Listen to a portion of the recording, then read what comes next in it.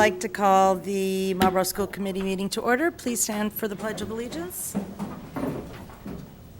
I pledge allegiance to the flag of the United States of America and to the republic for which it stands, one nation, under God, indivisible, with liberty and justice for all.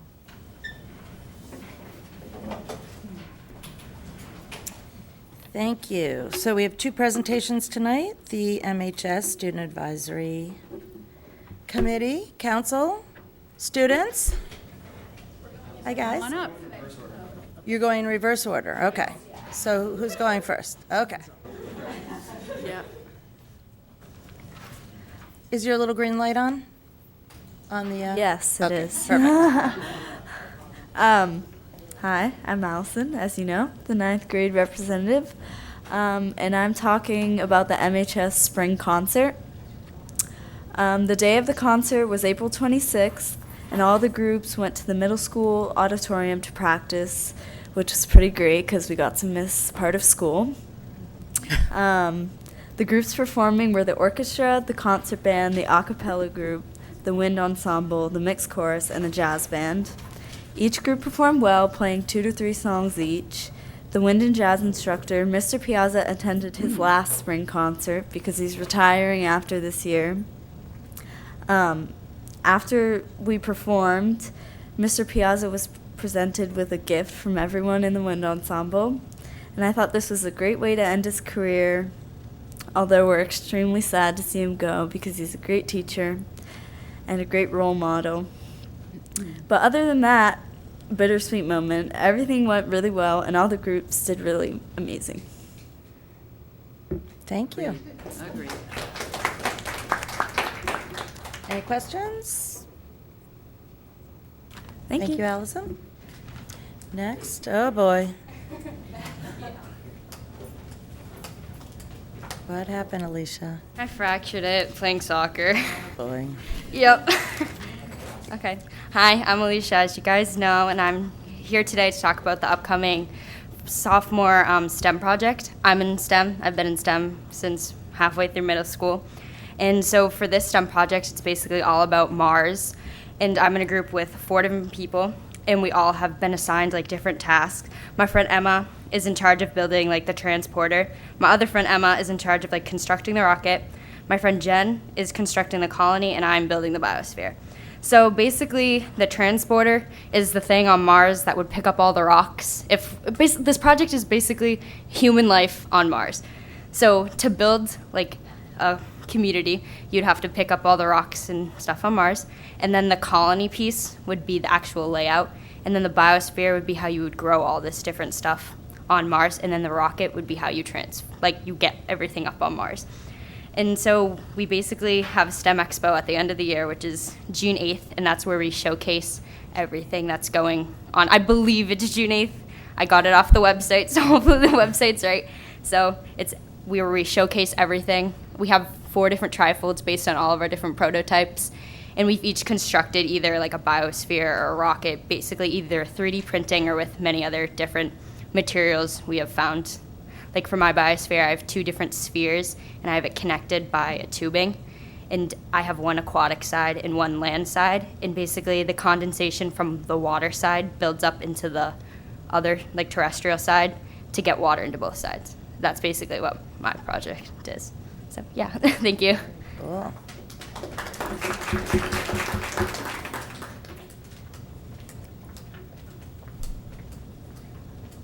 Good evening, everybody. I'm here to talk to you guys tonight about Marlborough High School's participation in the annual Massachusetts Instrumental and Choral Conductor Association, otherwise known as MICA, festival. The annual festival gives 5 of the 6 performing groups at the high school the opportunity to perform their prepared repertoire for a panel of qualified judges.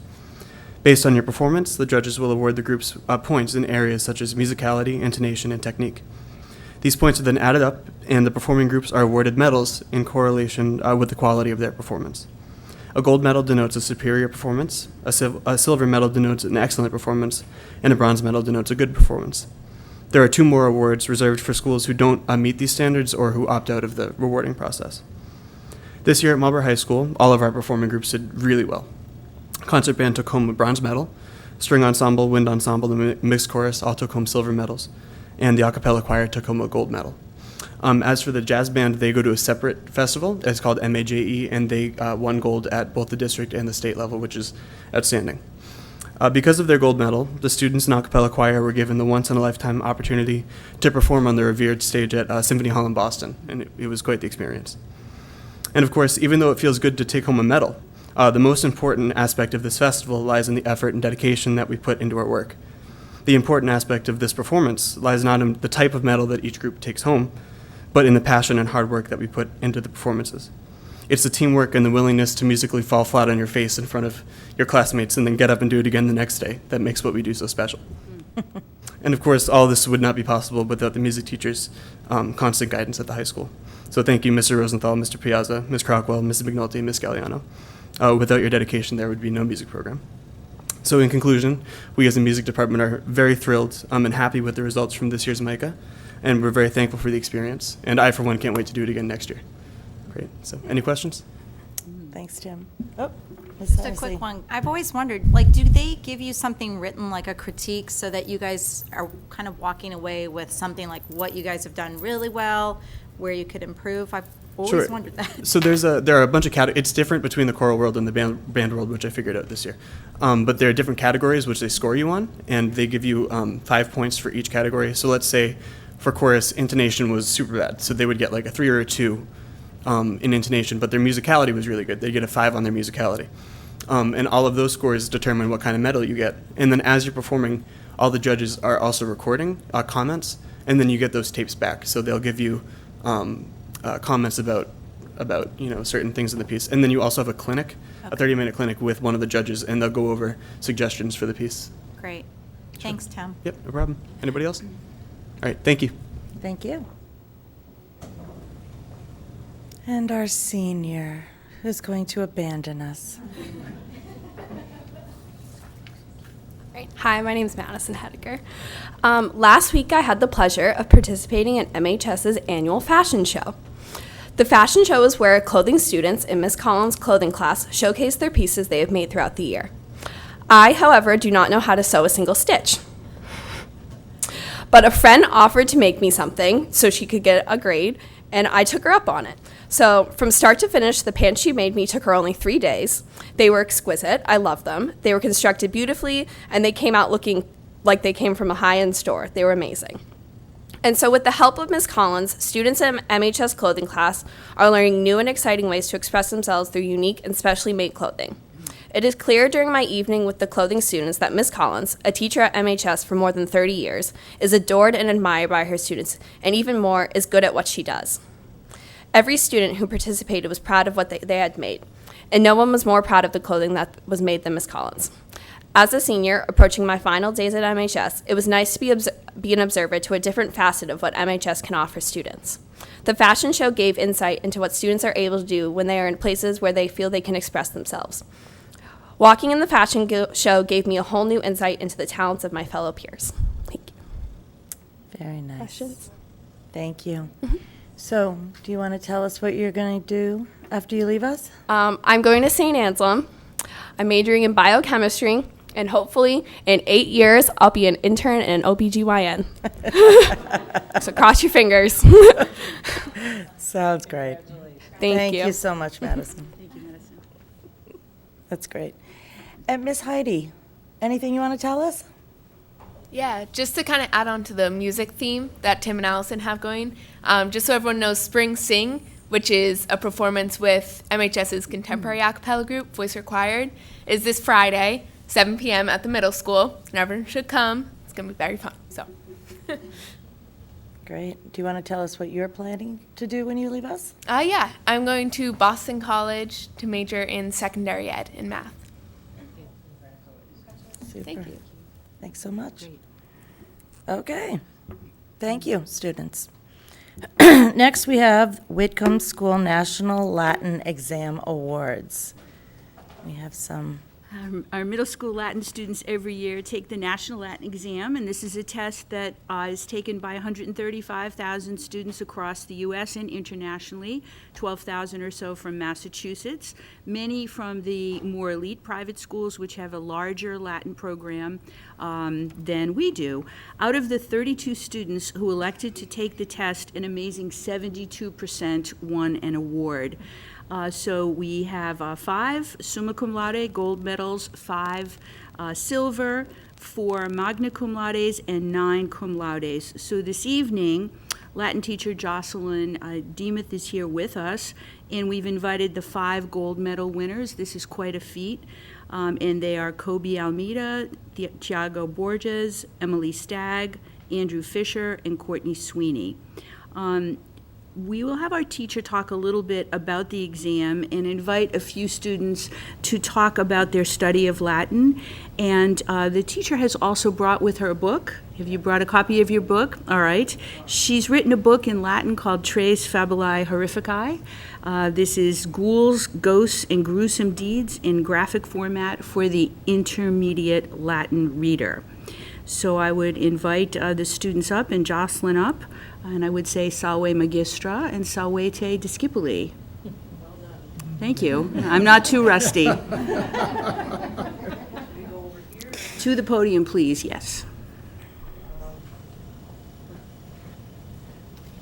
Yeah, so this is my book. It's $14.99 on Amazon. Yeah, no, it's in Latin, so it's probably less useful. But I had a lot of fun writing it, and I wanted, I think there's a lack of material for the intermediate student that's really interesting to read. Compelling is the word we use now in second language acquisition. So that was my goal in writing this book. And, we'll see. Might we pass it around? Yeah, Someone? sure. Okay, You can thank look. you. Lots of pictures. So I would also add that since 2013, Whitcomb students, I went back through all my envelopes that I've collected. Whitcomb students have earned a total of 91 awards, 17 gold medals, 17 silver medals, and 57 certificates. And we had 1 perfect paper 2 years ago. So that's pretty cool. I think while no exam is perfect or even a particularly complete measure of what students have learned, I'm grateful the National Latin Exam can provide at least a partial snapshot of what our students can do in Latin. It can be hard to demonstrate. Learning Latin is a process, it's not a project. I mean, if I had a robot or a rocket or, a mural to unveil, everybody would go, wow, and everybody would see it. But I don't. Latin builds, many 21st century skills, critical thinking, memorization, a good foundation in linguistics, but that doesn't often make a showy presentation. So what I have instead is a collection of prizes, some pretty cool students, and now a speech that's gone on too long. So I thank you for recognizing my students' achievements. That's it. So, should I sit down? You guys want to come up? What do you? And thank you for your hard work. I would say that if you are the kind of person that would do a cool book like this, it must be pretty exciting to be in your class and to learn, I'm sorry to say, a dead language, but hence really cool dead things to learn about in your book. I mean, Well, thank you. this Not every seems day is a really home run, as engaging. I'll tell you, but. yeah. All right. So you guys gonna come up? So cool. You gonna do that musical number we rehearsed? No. Obis bit, Okay. bimus bitis butt. Thank you. You guys could come closer. Yeah. Yeah. If you're going to speak, you need to talk into the microphone so that the people that are going to watch on TV can hear you too.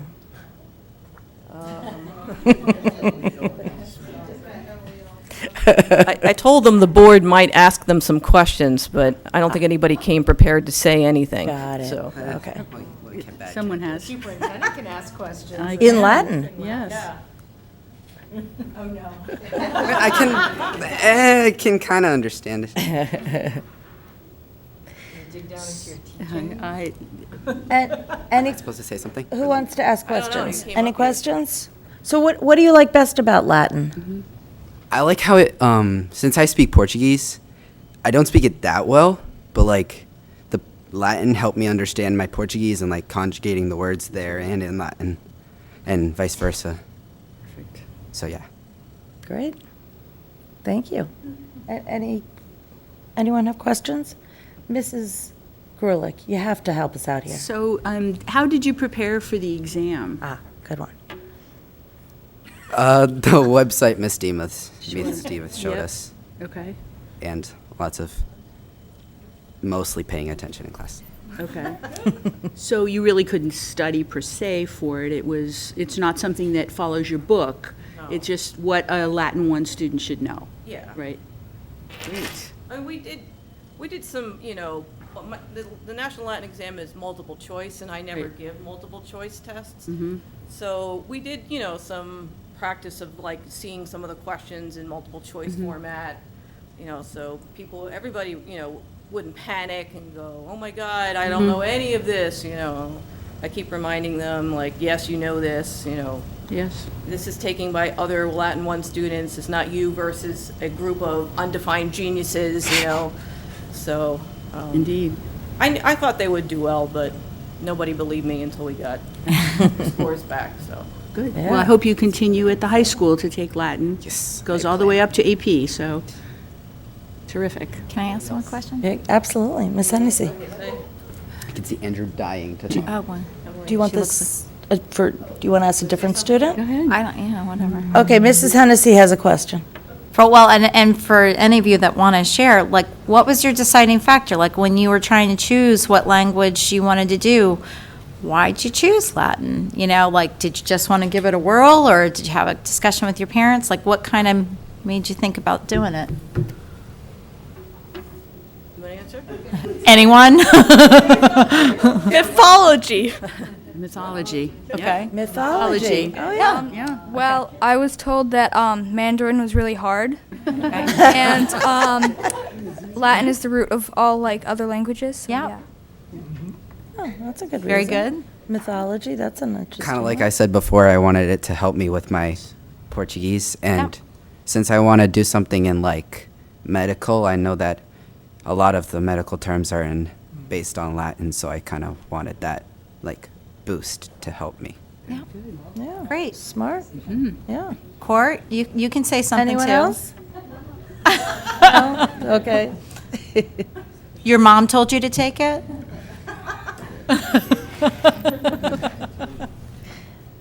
That's great. Any other questions? No? Okay. Thank Well, you so much. congratulations on your hard work, and Ago it pays tibi off. gratias. Yeah, the Great. book's great. Congratulations, guys. Thank you.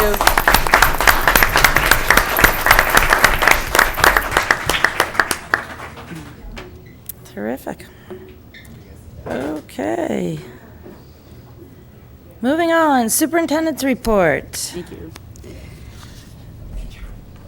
Districts are required, as you know, to implement the educator evaluation system, which is aligned to the educator evaluation framework.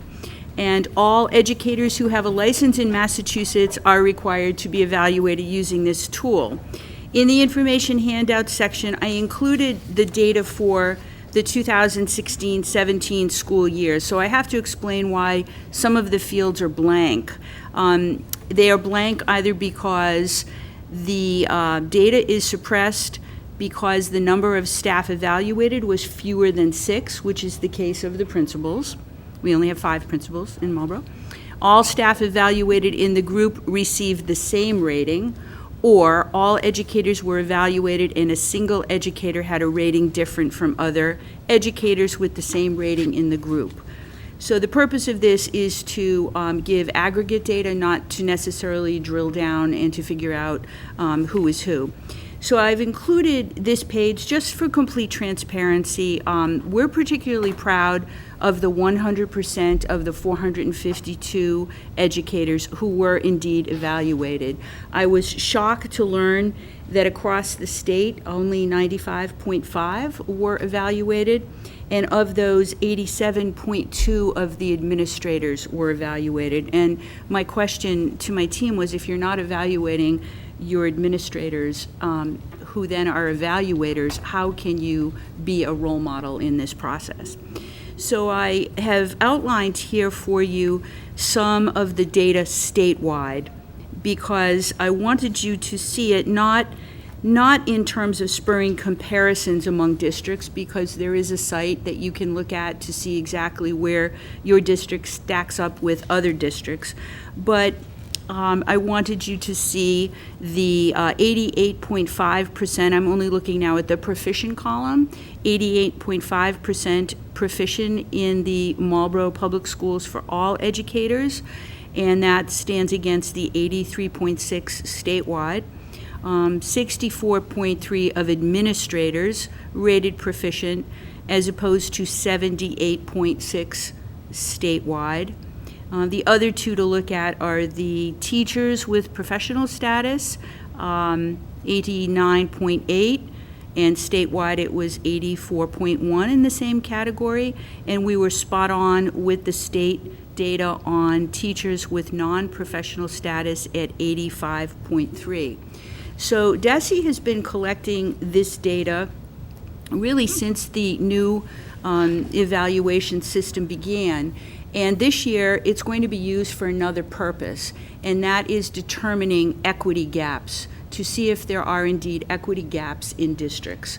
And what I mean by an equity gap is, do certain districts have their EL students or students of poverty paired up with teachers who are either non-professional or have a needs improvement rating? What we want to make sure of, and we've had this discussion for many years in the Marlborough Public Schools since I was a teacher at the high school, the prevailing thought years ago was the best teacher, gets the best students. And we've really turned that on its head, and we've said, the AP students, they're terrific and they can almost teach themselves, but we want to make sure that those gateway courses, such as Algebra 1, are really delivered by teachers who can engage the students and push them forward. So Mary and Mike and I have taken part in some webinars looking at the equity gaps, and at first blush, we feel that Marlborough does a really good job. We don't have any of those gaps that this data is being looked at. And while we're on the topic of evaluation, I have to thank Mrs. Boden-Hedinger, who's been on our joint evaluation committee for several years now.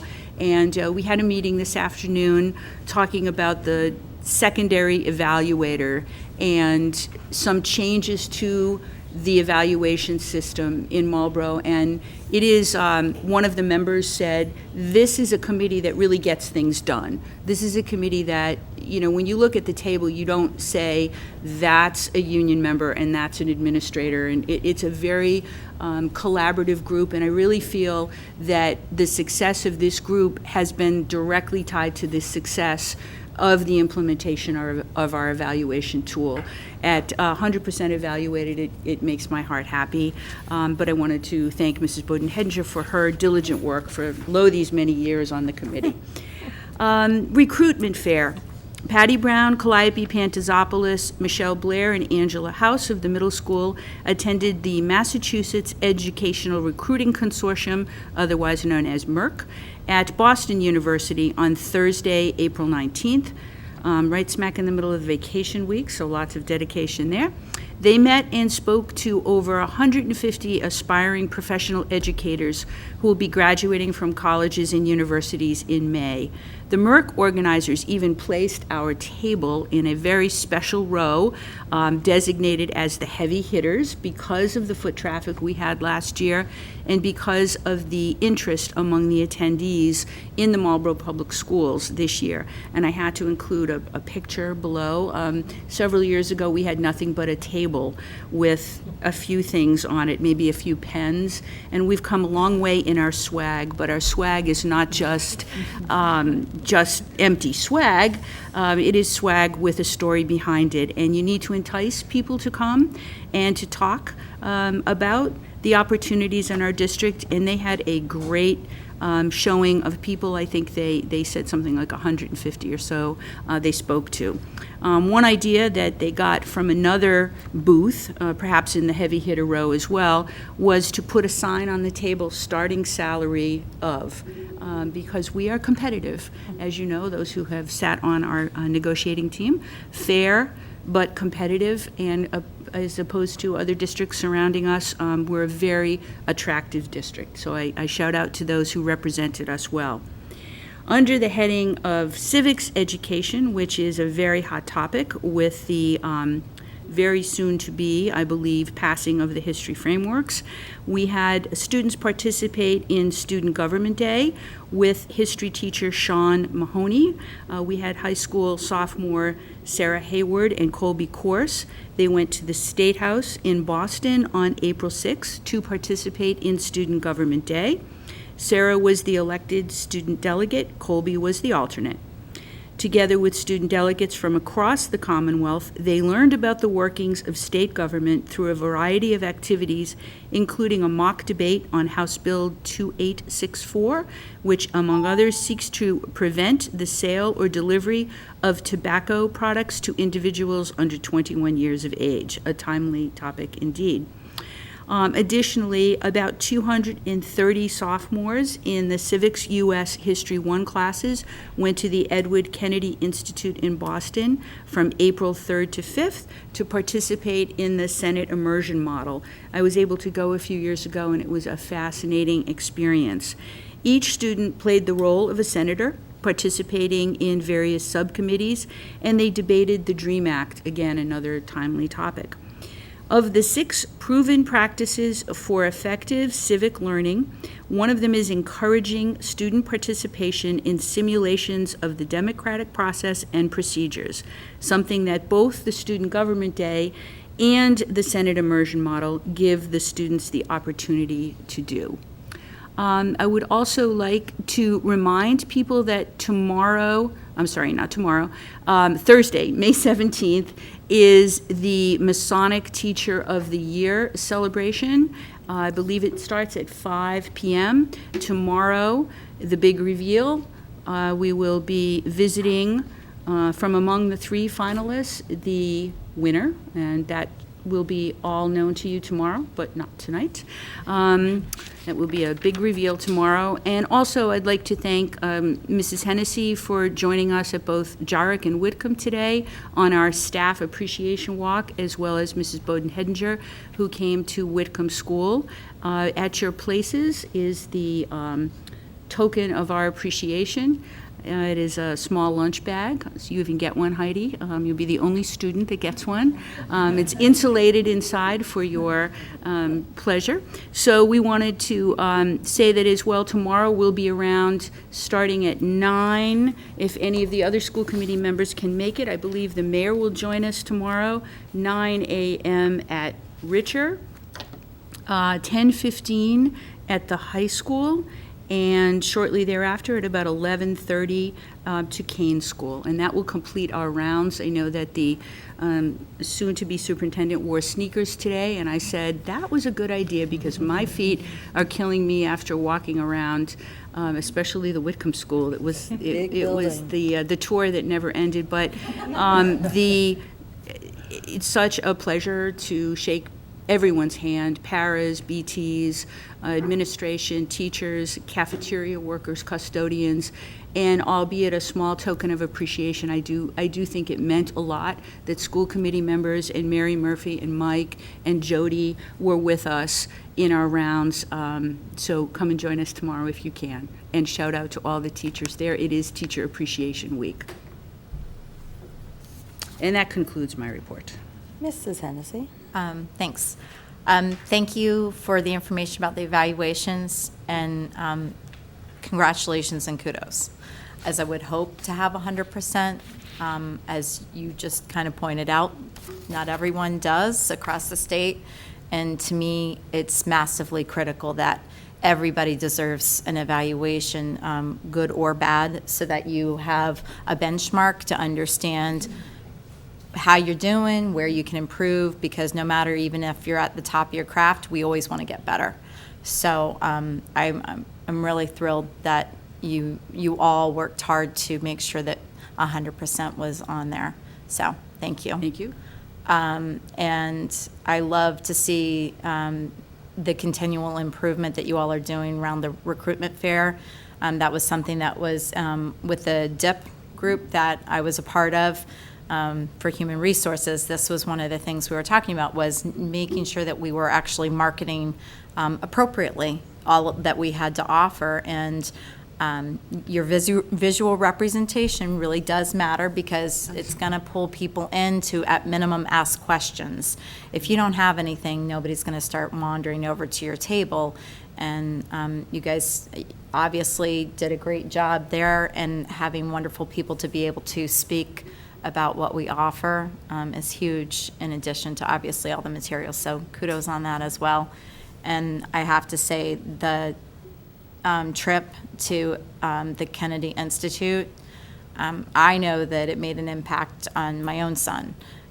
He loved it so much that I have to say, I think it's changed directionally what he's interested in doing down the road, because it was that important. So I love that we have these opportunities, and thank you. Thank you.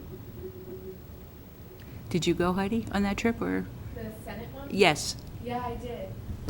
Yeah, it was really interesting. Like, the room you go into is a model of the, like, Senate, whatever, chamber, or whatever it's called. And so, like, as soon as you step in, you're given, like, your person that you're modeling, and you're in character all day. It was really cool. It was. I loved it. Yeah. Mm-hmm. Good. Thank you. Great. Anybody else? No? Okay, moving on. Mrs. Murphy. So we have seemed to have lost one of our screens, but I'm just going to continue on without it. All right. So as a district, we have looked for tools that allow teachers to have live data for their students.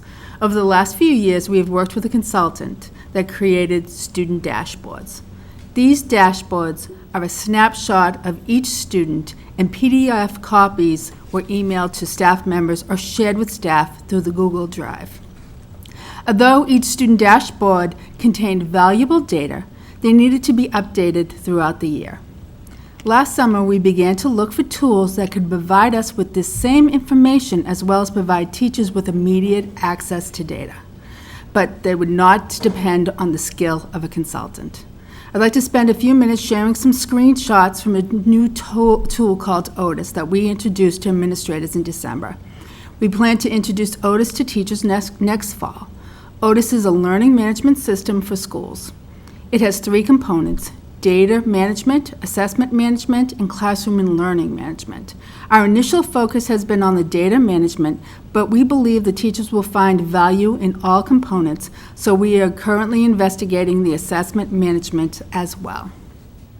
So I'm just going to walk through a couple of screenshots, and I'm going to note that we cannot go live with the system, because when I click on any area of it, live student information it becomes aware. So I've tried to spend some time making sure that no identifying information is available.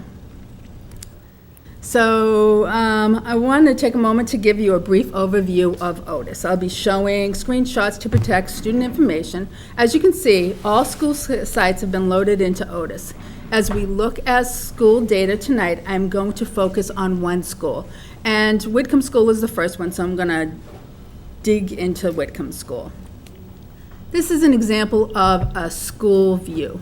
Each night, student and staff information is updated through our Aspen system, so it's an automatic connection. Which is funny because sometimes it reloads teachers or staff that have resigned, and then we have to go in and manually delete them, and there's still, there's a delay. So it takes a couple of days, but anything needs to be deleted. This slide shows staff members that can access Otis. If I were to look at a teacher's data, I could look at everything stored for each teacher. So administrators can look and see each student's class, teacher's class, as well as each teacher can see their class. So I'm going to go into the first Whitcomb teacher that is listed there. And if an administrator or a teacher goes into the teacher's view, they can then, the very first thing that they'll see is every single section in their schedule. So these are all the classes that are currently loaded for this particular teacher. Right now I'm going to click through Science 8. When I go into that level, you will then show their class roster. There are tools on the left. The teacher can support classroom management, such as seating charts or tracking class participation through Otis. Teachers can also assign flags, which will allow them to sort students to look at data in different ways. And I'm going to click on one of these students. I'm going to click on the first student here. And for each student, when we look at it, the district has preloaded all the MCAS and FastBridge data for each student. And you can see if a teacher was going to look at that data, there's a little graph to the left of the student's name, and that's that link to the student data. We began with the data management section, but as you can see, teachers will have the ability to add additional information regarding students. This information is intended to be shared with families as well. So it is a Google environment, so parents can also have a class password and go in to see what is loaded in under their students. The bar graph to the left of the student's name is the link for the quick overview of state testing that I will show in a minute. But if you notice on the bottom, some of the different areas that the teacher can track under this is their student's learning profile, the attendance, any family communications, any history, bookshelf, so different resources that they're going to share with the student, and different assessments, because the assessments is the next piece. I apologize because I had shared this information last week, but the other day I added this slide just yesterday, just to show you some of the information that is also available to teachers. So this is the next layer for the student. And a couple of things that I wanted to point out. So they can do recognition, any teacher's notes. So that would be there. That would be noticed, like the strength of a student or something the next grade level teacher might want to know. And then there is a link for a portfolio. And for, I think, 15 years ago, we often talked about online portfolios. And this portfolio tool allows not only the teacher to add certain pieces of work, but the student to also choose and add to their online portfolio. So this tool actually gives us the ability to once again engage in those portfolio discussions, which is exciting because we know the assessment, the literacy folders from the elementary and them not getting all the way to the high school. So this is an opportunity that we will be sharing and looking at. And if you also look at, I have removed all the identifying information, but this is just one of the snapshots that a teacher will have available for every single student in their class. So it tells them the gender, the grade, what the home language is, what their lunch is, any contact information. And those colored little circles next to them are flags so that they can sort their class and know what families need Spanish translations, what need Portuguese. This information is available for every class, the whole teacher roster. And And so when the teacher clicks on that little graph, you'll notice also for this particular student is there's a drop-down menu, and this is the MCAS information that is available right at the teacher's fingertips. The FastBridge data is available as well, and I think there's a shot that I shared with you that was upcoming that shows a little bit some of the samples of the assessment data that's already there. So from a district view, the principals or myself, when we go in, we are looking at the district view. And we are able to filter and query our stored data. In this example, I'm going to just go into Whitcomb School for a second. I can then filter the assessment data. I'd like to look at, for this example, I'm looking at FastBridge data. So this is one of the drop-down menus of all the data that is available, and you can see there's MCAS, there's some attendance data, there's access data, anything that we've stored for the last few years has been loaded into the system. I have sorted, so FastBridge A reading for Whitcomb School, and I am sorting it by risk levels. And the first thing that I get is a graph that shows that how many times that this assessment has been given, and up to this point over the last 2 years, that universal screening has happened 5 times at the Whitcomb School. And this is just a further view of the same page, so it just shows you that it also shows you the dates that this universal screening took place. And I went into the last one, so A reading, winter 17-18. And anytime you click on any of the assessment, the points, it will give you a bar graph that shows you the percentage and how many students that took the assessment that scored in each of the risk categories, so high risk, some risk, low risk, or college pathways. And then you are able to then dig a little deeper and delve into each of the areas. I'll show you. So when I clicked on the high risk students, I cut it off at the first one, but it opens a box that lists every single student in that school that is listed as high risk. That data then can be in one shot downloaded into a file, can be sorted, and intervention groups can be created as a data point or added against the MCAS data as well. So we can sort. So Linda Weintraub and Rob have been working with me on this as well, so it's an exciting opportunity to look at our information.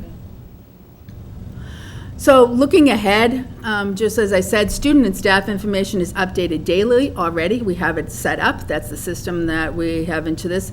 Attendance is updated weekly. It's another data point because teachers can track their own individual. We're not changing from Aspen. We're using this system as an ability to sort and look at our attendance data. So any student that is absent more than 10 days in the school-wide, just to sort because of the accountability features and the percentage of absences that we're going to have to be looking at going forward. MCAS files are uploaded as they become available, and FastBridge data is uploaded when the testing window closes.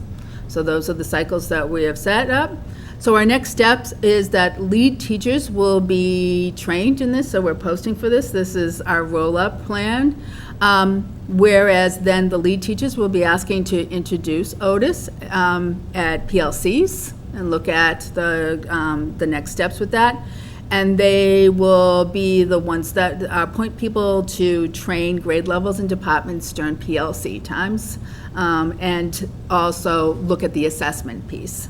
We want to make sure that what's exciting about the assessment piece is that it is aligned to the standards, and also it allows the teachers to create online assessments that have similar tools to the online MCAS, and we know that that's a priority to have more experiences with online testing. So this is just an introduction, more to come, but we did want to introduce it to you. Looks great. Mrs. Matthews. Yep. Thank you, Mary. I love the information it's giving. I'm just a little confused because we obviously have gone out and found a product. Mm-hmm.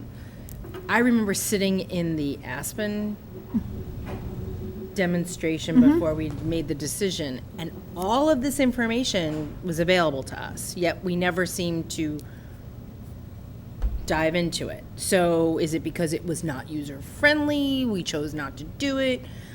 So Aspen has a lot of the same information, but it does not, it won't graph the information. It will give you for each individual, but to create those queries, to pull out from across, it doesn't give teacher that level. They can put their grades in, they can put their classroom assessments, they can see individual students, but they don't have the level of detail. They have the raw data, they don't have the detailed information. Okay, so then I guess that. And they absolutely do not have fast bridge in Aspen. No, I know, and that's, it's great. But I guess now the question becomes, how much time is being spent? Is it a easy data feed, or is it a difficult data feed? Because then it's just becoming a monotonous. It's a very good thing. question. Great question. It's an automatic data feed for the most part, and then any of the assessments that we need to look, they are doing it for, Otis does it for us. It's their conversion, not ours. Perfect. Great. It looks wonderful, though. I mean, and I hope, I only hope every teacher. They need to have that. expectation. Yeah. Yeah. No, they'd be, it would hurt them more than it would help them to not. You have that, we're giving you a tool that gives you the answers, so. So Thank you. in terms of the evolution of this, I just have to go back, and years ago, we sat at the table talking about how much data is too much data for a teacher to have. And should it be that tabula rasa where the kid comes in and you're like, okay, we're going to start from here and go forward. And I always argued for, you have such a short window to work with them, give them the information up front. So we started working with the consultant that Mary mentioned. It was a costly venture to work with him, and he started putting out something we termed data dashboards, but they were stagnant, and they came out once a quarter. And he was the wizard behind the screen, and we needed to be able to own that and to be able to have the nightly, the weekly uploads. So this is where we landed, and I have to give credit to Mary, who's been just really the proponent of this, and Linda Weintraub and Rob Eve in the background, who've worked loading all of the information and making these feeds possible so that, and it's unfortunate, and Mary can't, but if you could see how quickly it's so wonderful to watch, because those of us who remember the old, you'd click and the hourglass would just go and spin and spin and spin. A lot of information. Right. So I really think this is the next generation, and Mary's found this tool that no one else in Massachusetts is using. So I see her on a roadshow next year for maybe the ASABET and the collaborative and others who, can share in this, and maybe we can bundle together and get a better deal or something. But this is fascinating to me. Great. Ms. Hennessy. Yeah, of course I was going to ask questions, because this is something we've been talking about a lot. So exciting. I'm thrilled to actually see this. You always go, oh, I wish that we could have done this years ago, but I can't. I got to look forward. So my hope is, and I'm thinking it is that we load all of this in each year, and it kind of travels that folder with that kid, so that each teacher that they have the next year has access to be able to look back, and then we're going to be able to have history on each student, correct? Right. And that, Okay, I just want to clarify to make sure, yeah. And I want to just point out that this is something that Mike has been driving as well, because we started talking about long-term what our plan was going to be. And we had a number of different options, and we just happened to find Otis, which is used in Chicago area, but we are one of the first in Massachusetts to look at it. But Mike pushed to, let's think outside the box. Let's look to see what the different options were. And this is the closest. The dashboards are going to look different, slightly different than where we are. but teachers will not have to scroll through 200 PDF pages to find a student. It will be right there at their fingertips, Right. and the data will be there and be able to see everything they need to know. The portfolio that you're talking about? Thank you. What are the items that can be a part of the portfolio? Is it a PDF? Is it a JPEG? Is it a Word document? Is it all of the above? Like, what are So we talking I'm meeting with them, I'm doing an online discussion with them on Thursday, so I'll get a little bit more information on that thing. I believe anything that can be connected through the Google Drive can be uploaded. Okay. Yeah, I'm thinking about fine arts. Could it be Well, that's why I'm asking, because, video? Could it be audio? Could it be? And I think we need to revisit that as well, because when we've done the literacy folders or the portfolios before, we started, like in kindergarten, identifying 2 or 3 things. Like, I think there would need to be a real What's the serious threshold? discussion about how many pieces, and identifying some pieces that start with the student. and then moving further was the storage of this. Yes. Right? Because this is eventually, the hope would be that it's going to be more of like the brain. Right. And we're going to need a good amount of storage, I would think, moving forward to make sure that we can host all this information. You have no limits on that right now, right? No, it's in the cloud. Yeah. In the cloud. Great. So they're hosting, yeah.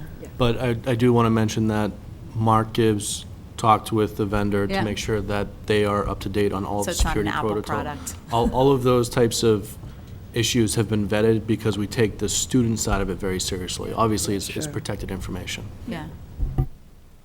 Fantastic. Can't wait to see all the assessments being able to go in here and being able to cross-reference and stuff. Thank you. That's it. Anyone else? Thanks, Mary.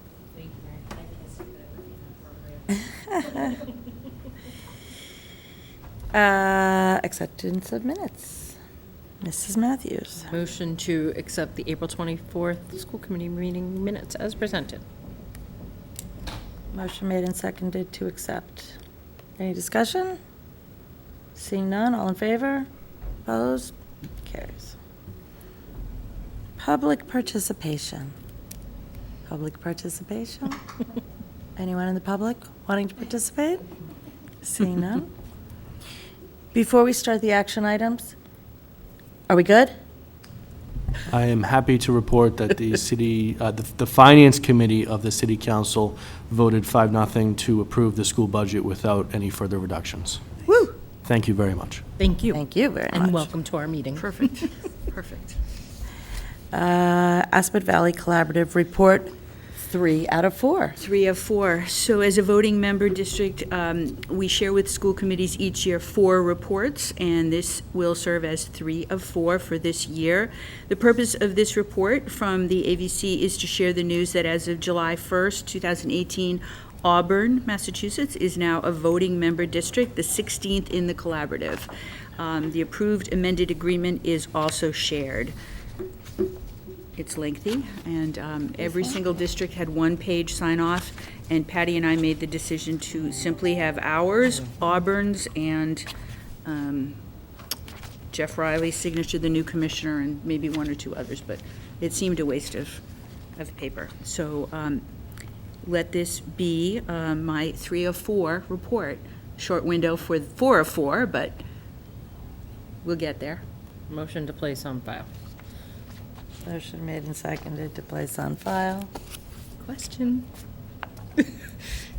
Discussion. Just a strange one, because I actually did read this. Uh-huh. And I was very confused by Jeff Riley's letter to Kathy Cummins. If you read in the first paragraph, it says, that the Auburn's a member of the district effective July 1. And then if you go to, wait, I go back. Sorry, I have to make sure I'm in the right article here. Might be their signature page. Sorry.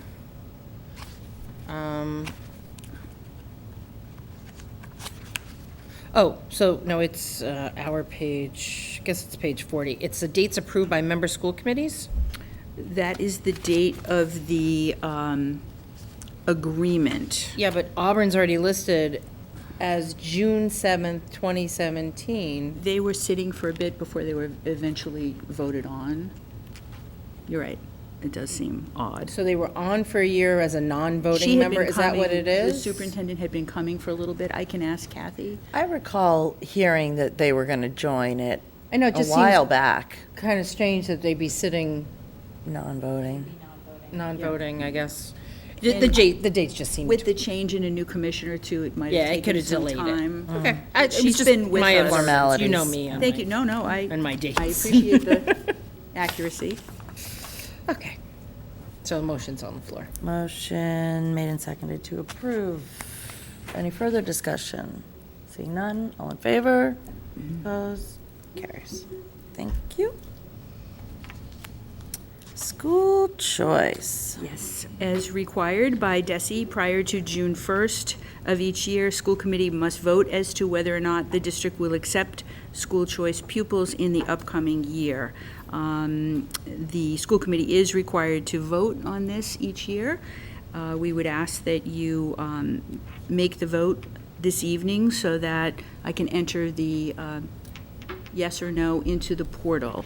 It is the recommendation of this superintendent that with the change to a new superintendent, with the new building coming online, and some other factors, that it might be a good year to hold and continue status quo. I know last year we entertained a thought of perhaps adding maybe 10 students at the high school level. I would recommend at this point that we wait. Mr. Bergeron, is that a good?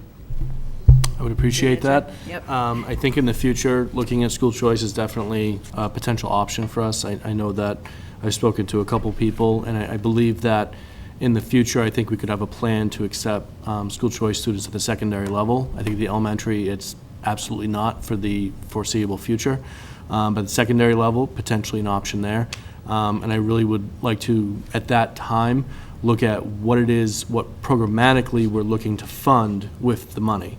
Because I always believe if you're going to take in the revenue, that we should be looking at what we should be doing. And in the future, we're set for quite a few years. We do have 2 students from China coming next year, and that should support our agreement and expenses with QCC for our early college program, which is fantastic. In the future, possibly school choice could be the revenue source for us to expand the early college program, to continue to improve it, and get as many people as possible enrolled. So that's what I look at when some of those issues, but I think with the number of things going on right now, I don't think it's the right thing to take on right this second.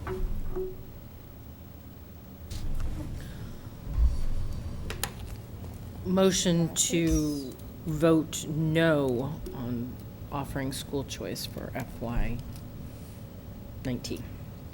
Motion made and seconded to vote against school choice. Sorry. Yes.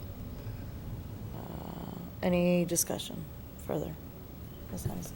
Only discussion is really supporting what Ms. Gerlich said and Mr. Bergeron. I mean, I think it could be an opportunity. I know for a while we've been pretty consistent on not having school choice, but there are a lot of different opportunities. We actually have had a number of inquiries about folks that are interested in coming to the district, which I think that's great, just kind of speaks to the opportunities that we have here. So I do think it's a great idea for us to look at down the road. But agreed to support your wishes, obviously, towards next year. Thank you. Agreed, and I think we might want to even formalize it, make a subcommittee that can look in it, not necessarily a school committee one, but, maybe a district-wide, like the evaluation committee or MTSS or one of these committees to really bring people together, because I think we do have a lot to offer, and I'm sure there are students in surrounding communities that would want to come to Marlborough for the programs that we offer. But last year we said, yeah, let's look at it. We didn't really do anything about it. So maybe to formalize it and set up some sort of a working group to look into what areas we could offer. I think might make sense. Okay. Any further discussion? Seeing none, all in favor? It is. Putting this in the portal as we speak. This is a late breaking.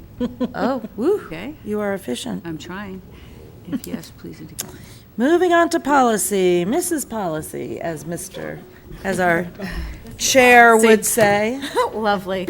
Well, as you can see, policy is continuing to try and get things updated across the board. We have a number of policies that you have before you for the first read. I will just read through them just to make sure our folks at home at least have an awareness. Policy 1.300, bullying prevention. Policy 1.400, harassment. Policy 8.030, residency. Policy 8.031, non-resident students. Policy 8.050, moving within districts. Policy 9.500, fundraising, donations, grants. Policy 9.500A, fundraising, grants, donations form. Policy 9.510, gifts to and solicitations by staff. So I'm really, if I can add minor commentary, I'm just going to say I'm really pleased because especially with the fundraising policies, it's taken a lot of time, a lot of thoughtful dedication and discussion to try and get to this point. We've not had this in place. This is something brand new. Obviously, those members that are not on policy, you may see something that we just have not picked up. And please let us know if you think of something as you're reviewing. We have really tried to make sure that we were encompassing a lot of different areas, and especially trying to get this done before we then are able to really finalize around field trips, because we need to have the fundraising in place to make sure that it can support all of what we want to be doing down the road in the right way. So I ask for you all to just give your time for a first read, and please be in touch should you have any other questions or concerns. So thank you. Thank you. Moving on. New position, Mr. Bergeron. Thank you. Going into next year, I wanted to ask the committee to consider approving a new position for the school district to specifically manage the registration center and the translation services of the district. The translation services in the district has been a growing department for the past 4 years. As you know, in our budget, we've asked for 2 new translators each year. We've done that for 4 consecutive years now. So next year we will have 8 translators that are working across the district. We also have a registrar who works in the Parent Outreach Center in the Whitcomb School, in the backside of the Whitcomb School. And I'm looking for a position to be able to oversee and manage those 2 services for the district.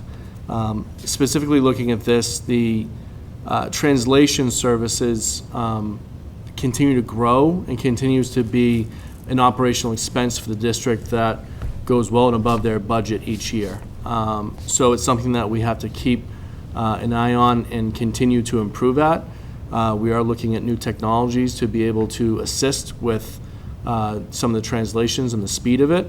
But really what I'm asking for is someone to manage these 2 departments solely, as they're growing at such a rate that I believe, and that's why I'm here tonight asking for this, that it needs to be a separate position from the communications position that currently exists. So I'm not sure if there's any questions I can answer or. Mr. Walter. Thank you. Mr. Bergeron, I had noticed in the job description it was salary was going to be commensurate with education and experience, but is there a reasonable range? Are we looking at 40,000, 70,000? I was looking in the range of between 50 and 60,000, depending on education and experience. If someone has been a registrar or been in a similar role, we obviously, because of the management of the translation services, obviously prefer someone who is bilingual. Trilingual will be obviously preferred beyond that. But those are some of the qualities we're looking for. We are looking for someone with management experience. Sure. Okay, thank you.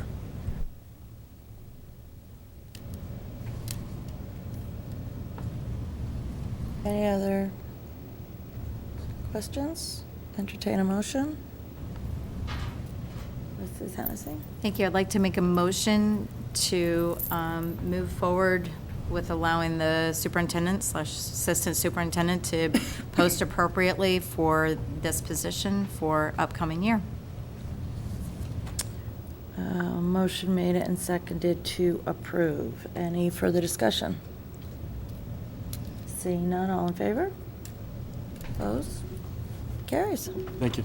Post away. Acceptance of donations and gifts. We have one, Massachusetts State Essential School Health Grant to the MPS Nursing Services for $3,000. Motion to accept with gratitude. Motion made and seconded to accept with gratitude. Any discussion? Seeing none, all in favor? Opposed? Carries. Reports of school committee subcommittees. Anyone want to? Nothing. We got nothing. That's it. Members forum. Any member wanting to? Mrs. Hennessy? I'll do a repeat because Heidi said it at the beginning, but for those that have been lasting on for the end, Spring Sing Friday night. Seriously, for those people that were like, oh, I kind of thought I might want to check out a cappella, it's a great night. And if you really don't have anything else going on, it's well worth your time. So it will be at the Whitcomb Middle School. So be there. So this is on the 11th. The 11th, 7 o'clock. Is there a cost to the public? I'm going to guess like is it like $5, $7, something like that? Something around there. We're going to go with like 5 to 7-ish. Right? Give or take. And it's a lot of different a cappella groups, and they will knock your socks off, seriously. It's an incredible night. So it's not all Marlborough? No. I don't even know who's all coming this year. But I don't know all, but like probably it's like Chelmsford and Plymouth and... A lot of times they'll have like college groups too come. Yeah. Like professional groups that come in. Yes. So true. It's really a great night, so that's it. Okay. Any other forum material? Motion to adjourn. See. Motion made and seconded to adjourn. Any discussion? Seeing none, all in favor? We are adjourned at, what time is it, Mrs. Matthews? 8:36. 8:36.